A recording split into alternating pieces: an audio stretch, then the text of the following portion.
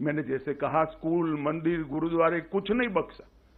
शराब के अंदर शराब नीति बनाने में उनकी आय कैसे बढ़े, दिल्ली की आय नहीं, उनकी आय कैसी बढ़े, एक ही चीज को ध्यान में रखा। 28,400 करोड़ का दिल्ली जल बोर्ड का घोटाला हुआ, 5,400 करोड़ का राशन कार्ड बांटने का घोटाला हुआ, राशन वितरण का घोटाला हुआ, 4500 करोड़ का डीटीसी की बस का घोटाला हुआ, 1300 करोड़ का स्कूल के क्लासरूम का घोटाला हुआ, 500 करोड़ के पैनिक बटन लाए, दिखाई नहीं पड़ते हैं, और 571 करोड़ का सीसीटीवी वाला घोटाला किया, 52 करोड़ रुपए का शीश महल बनाया, 100 करोड़ रुपए की वक्फ की संपत्ति को अवैध रूप से लीज पर देकर उनके मंत्री जेल में गए हैं, 65,000 फर्जी मेडिकल टेस्ट कराकर मोहल्ला क्लिनिक को घोटाला का माध्यम बनाया, टैंकर माफिया के नाम पर जल बोर्ड में घोटाला किया, और विज्ञापन इतने दिए कि दिल्ली के पास कूड़ा उठाने का भी पैसा नहीं बचा है। और सुप्रीम कोर्ट ने इंटरवीन कर उनकी पार्टी से ये विज्ञापनों का खर्चा देना पड़ेगा, इस प्रकार के ऑर्डर आजादी के 75 साल में पहली बार सुप्रीम कोर्ट ने किसी सरकार के खिलाफ किया है कि इतनी ज्यादा विज्ञापन आप नहीं दे सकते, और इसका पैसा अब आप पार्टी के निजी अकाउंट से भरा जाएगा। उसकी भी लोग अभी राह देख रहे हैं कि आप एक पैसा कब भरोगे। इसके सामने नरेंद्र मोदी सरकार, 10 साल में हमारा जिम्मेदारी है दिल्ली के इंफ्रास्ट्रक्चर का। हमने 41,000 करोड़ रुपया अलग अलग सड़कों के निर्माण के अंदर खर्च किया, 15,000 करोड़ रुपया रेलवे के लिए खर्च किया, और 21,000 करोड़ रुपया एयरपोर्ट के लिए खर्च करने का काम किया। एक प्रकार से अगर दिल्ली में नरेंद्र मोदी जी और उनकी सरकार, केंद्र सरकार काम न करती तो आज दिल्ली रहने लायक न होती, इस कगार पर हम पहुंच गए होते। मित्रों, इसके साथ साथ गरीब कल्याण अन्न योजना 73 लाख लाभार्थी हैं, लगभग पीएम स्वनिधि योजना 2.5 लाख लोगों को, रेहड़ी पट्टी वालों को लोन देने का काम किया। हमने आवास योजना भी केंद्र जितना कर सकता है राज्य सरकार की सहायता के बगैर वो किया। पीएम उज्ज्वला योजना के तहत 2,60,000 परिवारों को गैस का कनेक्शन दिया। लगभग 488 दुकानों पर से सस्ती दवाइयां प्रधानमंत्री जन औषधि परियोजना के तहत बांटी। श्रम योगी मानव धन में लगभग 11,000 सब्सक्राइबर बने। डायरेक्ट बेनिफिट ट्रांसफर स्कीम से लगभग 1,500 करोड़ रुपया सीधा ट्रांसफर किया। जन धन योजना में 65 लाख खाते खोले। इसके साथ किसान सम्मान निधि 17,450 किसान जो दिल्ली में रहते हैं वो सभी को किसान सम्मान निधि का फायदा मिला। मुद्रा योजना के 35 लाख लाभार्थी बने। सुकन्या समृद्धि योजना के 8 लाख के आसपास खाते खुले और 1,33 लाख हमने बल्ब बांटने का काम किया जो उजाला योजना के तहत बांटे हैं। मित्रों, काम करना और वादे करना, ये दो आप पार्टी और भाजपा की अलग अलग संस्कृति है। भाजपा की संस्कृति है जो कहते हैं वो करते हैं, और आप पार्टी की संस्कृति है कि वादे कर एक बार सत्ता में आ जाओ, bye bye tata good bye कर फिर अगले साल चुनाव में फिर से भोला सा चेहरा बनाकर लोगों के सामने खड़े हो जाओ। और मित्रों, आज मैं आपके सामने आया हूं एक गंभीर झूठ चुनाव को प्रभावित कराने के लिए फैलाया जा रहा है। मैं दिल्ली में ही निवास करता हूं। मेरे बंगले में काम करने वाले एक कर्मचारी का सुबह मुझे कहा कि साहब 5 मिनट मिलना है। मैं कहा आओ भाई, क्या काम था। वो आया, उसने कहा मेरे फोन पर फोन आ रहे हैं कि भाजपा आएगी तो ये सारी योजनाएं बंद कर देगी। मैंने कभी भी सार्वजनिक जीवन में इतना नीचे स्तर का झूठा प्रचार नहीं देखा है।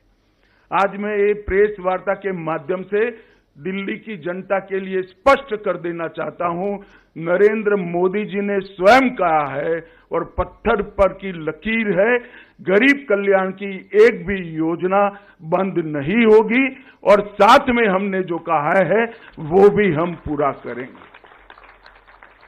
और मैं तो अपील भी करना चाहता हूं, मुझे मालूम है मेरी अपील नहीं सुनेंगे, वो तो अन्ना का भी नहीं सुनते हैं, मगर अपील करना चाहता हूं कि इस तरह की झूठ की राजनीति आपको शोभा नहीं देती, इसको बंद करना चाहिए। बार बार व्हाट्सएप पर फोन कॉल के माध्यम से एडवर्टाइज में इस तरह के झूठी बातें फैलाकर आप सार्वजनिक जीवन का हास कर रहे हो। मित्रों, पहले मैं पुराने जो वादे किए गए हैं उसको भी दोहराना चाहूंगा। हमने हर गरीब महिला को प्रतिमाह 2500 रुपये की आर्थिक मदद करने का वादा किया है और ये भारतीय जनता पार्टी का ट्रैक रिकॉर्ड है। महाराष्ट्र हो, छत्तीसगढ़ हो, उड़ीसा हो, मध्य प्रदेश हो या राजस्थान, हमने हर जगह जो वादे किए हैं वो हमने पूरे किए हैं। और मैं दिल्ली की गरीब जनता को, गरीब माताओं बहनों को भी कहने आया हूं कि एक बात याद रखिएगा, वादा हर कोई करेगा, पूरा करने का काम भारतीय जनता पार्टी और नरेंद्र मोदी ही करेंगे और कोई नहीं करेगा। हर गर्भवती महिला को 12,000 रुपये की आर्थिक मदद देंगे, 6 पोषण किट देंगे, हर माता को एलपीजी सिलेंडर 21,000 रुपये की आर्थिक मदद। ये लोग थोड़े चिंता में पड़ गए कि मैंने कम कर दिया।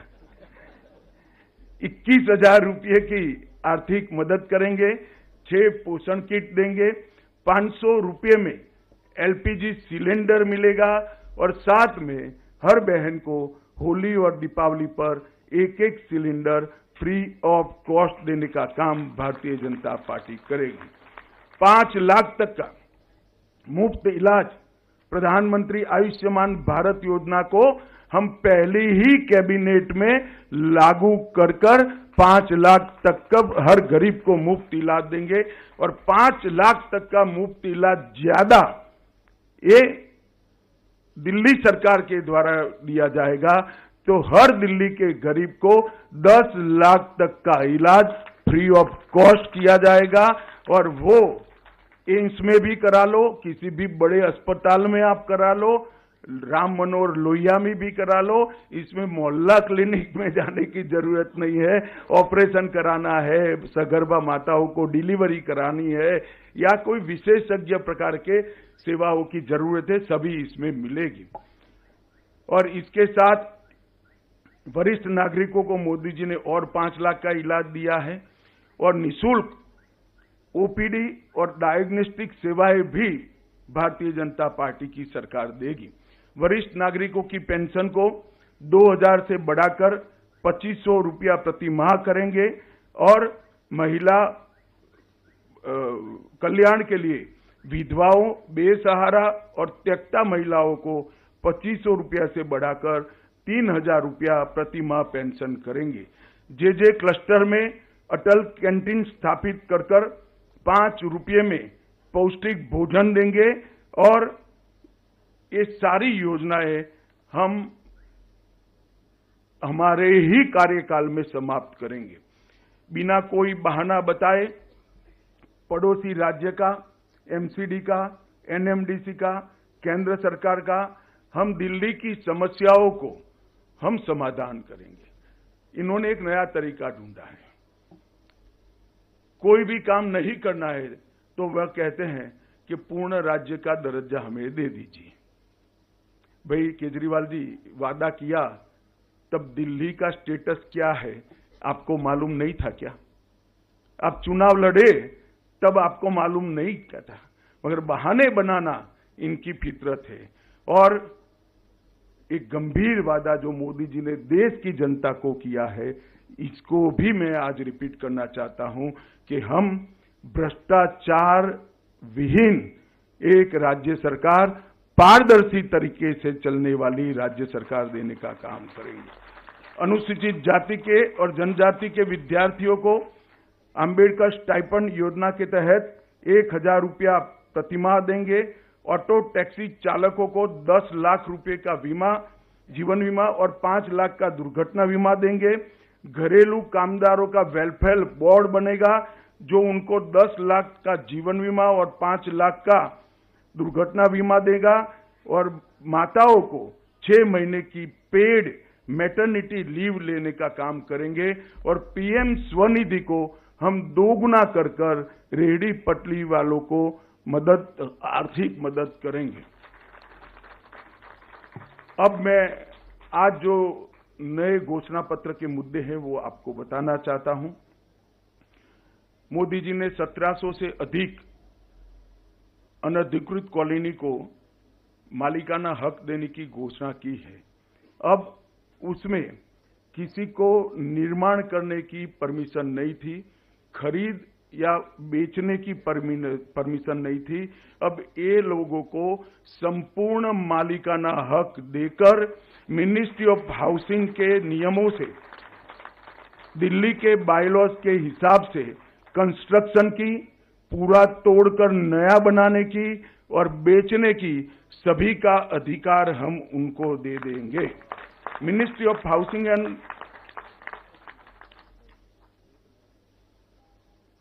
13,000 दुकानें दिल्ली में सील पड़ी है। हमने कुछ अधिवक्ताओं के साथ बैठकर इसका कानूनी रास्ता निकाला है। हम एक न्यायिक प्राधिकरण बनाकर इसको 6 महीने के अंदर सारी दुकानों को रीओपन करने का हम काम करेंगे।